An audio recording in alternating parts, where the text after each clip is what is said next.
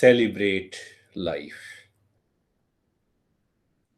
Yes, continue to celebrate the events in the life. That is what we understood in the beginning. The goal is to how to celebrate the entire life. Why? To become so that the entire life becomes a celebration. Very good.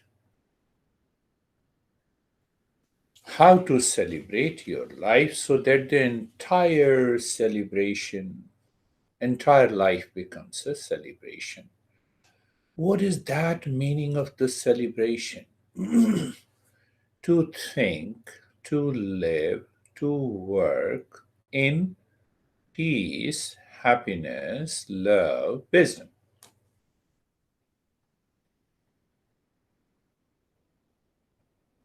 Now is the time, the moment the mind becomes aware that I have been living in the pleasure, the same thing I'm doing.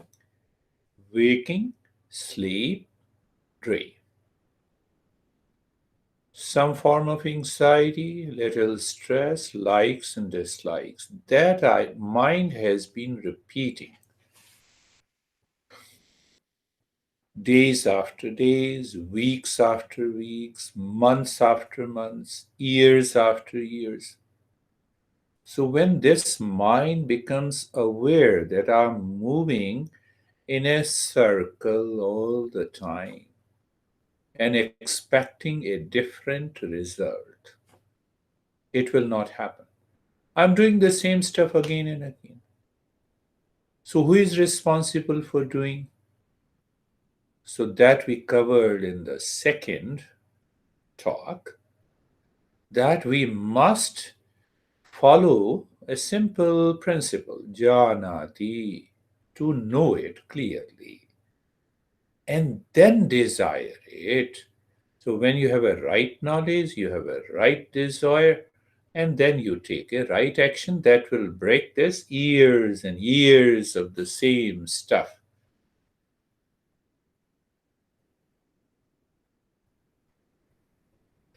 Once that is clear, then we have to go a little deeper to ask ourselves what to change in life to celebrate. Outside, your car breaks down, it is constantly breaking, you change the car. You have the resources, you change the car, you don't have the resources, you get the car repaired.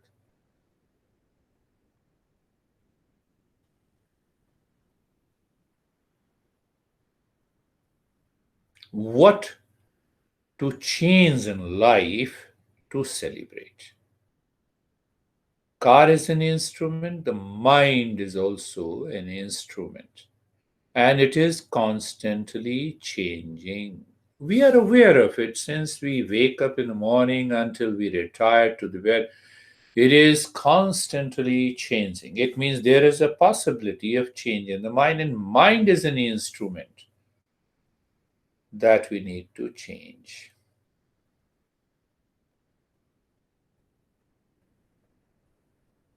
That we discussed in the last talk.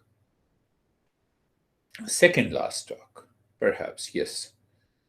In the fourth talk, we understand clearly how to treat the path with an understanding of the sadhana, means the practices that we need to do.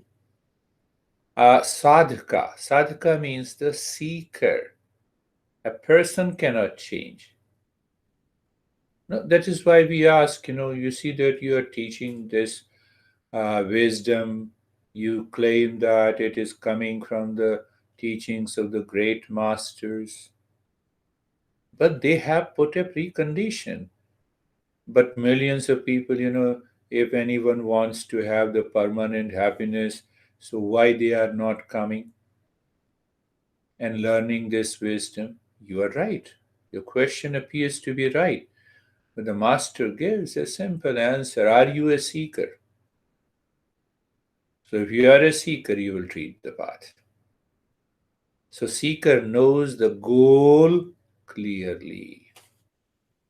Seeker also understands how the teachers explain the result and of suffering and awakening to peace.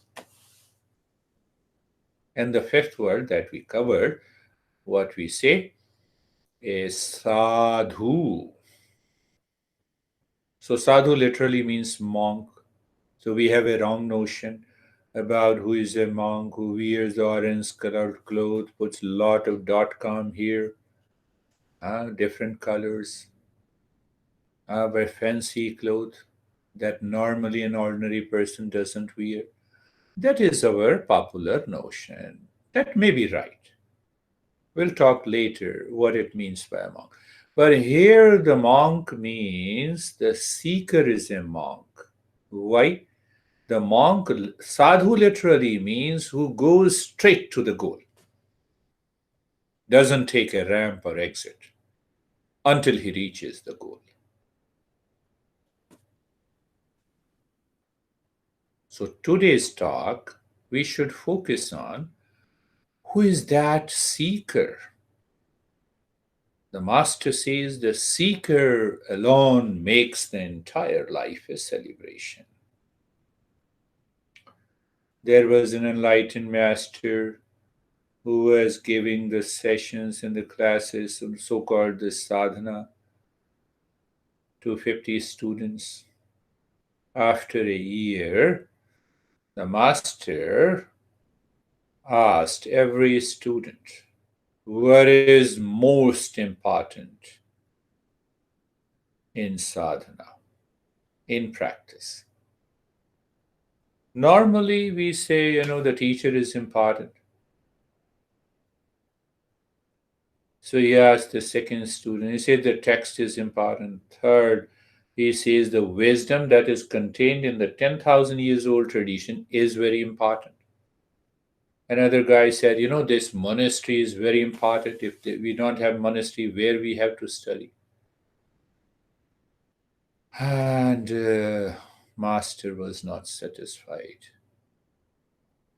So he told all the students, after years of study, you failed in the simple examination.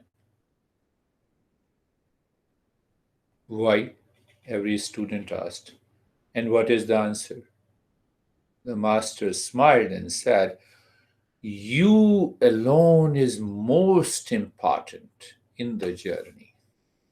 If you are not there, if you are not the seeker, teachers will not be there. Wisdom, knowledge, and practices has no meaning at all. If you are not committed, the goal that explains the end of the suffering and awakening to inner peace will not exist. It does not mean that if you are the most important, you as a seeker and you are a sadhu. Seeker, so you transition from person to a seeker. You transition from a person to a driver of a car having a driving license. You know the basics. You understand it. You have the skill set of the driving. So if the mind gains certain skill sets to treat the path, one, and you are fully aware of the nature of the world, there, the world is the highway where we have to drive the mind. That makes us a seeker. Seeker alone makes the entire life a celebration. Buddha used to say that I am aware that suffering has ended for me completely. I live, work, and speak in the state of mindfulness all the time. But it has not come to an end in you and in your life because you are not a seeker.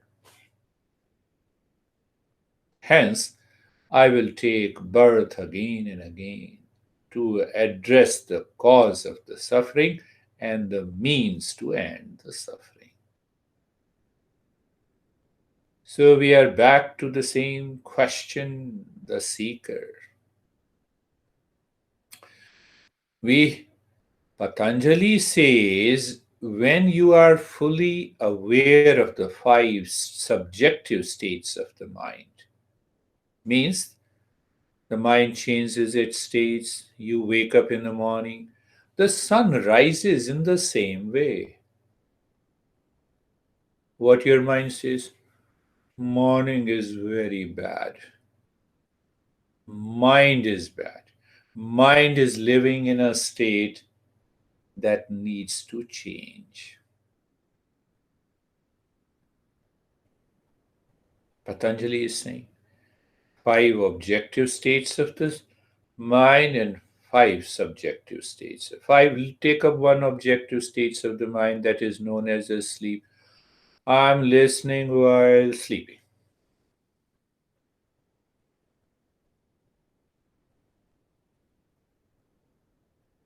And then what happens after the end of a listening to a teacher? What did you say? I have understood, but I cannot practice. You have a lot of doubt. You know what is the meaning of the doubt in Eastern wisdom? It is the word is known as shanshaya. And what is the literal meaning, a sense of the doubt, meaning of the doubt? You may have different understanding of the doubt. Clearly, the master says where the knowledge sleeps in you, it is doubt.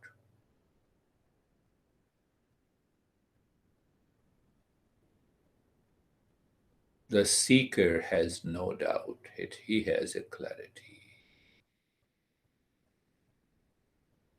So during the practice, I always say, ask the mind to look inside. It is moving inside, it is aware of the space, it is aware of the darkness, it is aware of almost the nothingness. Why I say this? There is only one thing. It will prevent the wandering mind, it will prevent the forgetfulness, it will prevent the obsession, and it will prevent the fancy's imagination. But still, we fall into that kind of half sleep, half awake. I listen to few words. I don't listen because of the falling into the sleep, or mind is carried away by the thoughts not required at that time. Hence, we have to become a seeker in order to treat that path.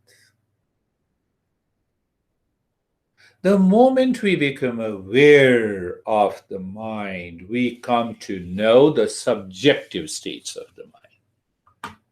What is that subjective states of the mind?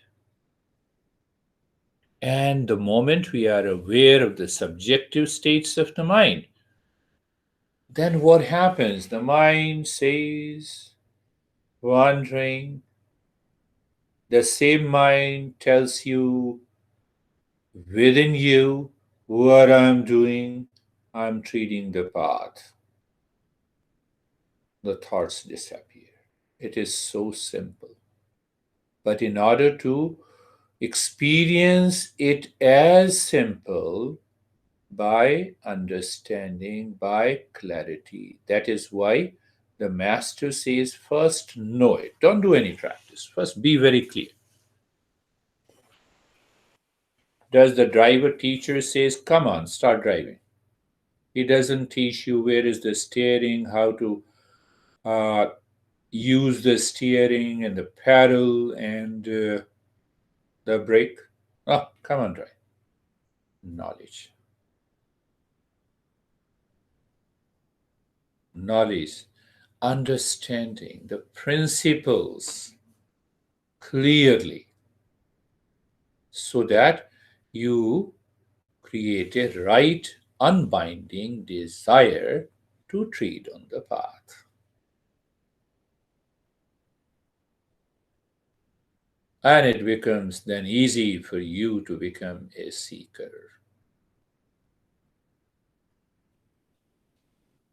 We'll also understand in other texts, goal is the same, end of suffering and awakening to inner peace and happiness. So we'll also understand what other masters are guiding us to treat this path to celebrate our life.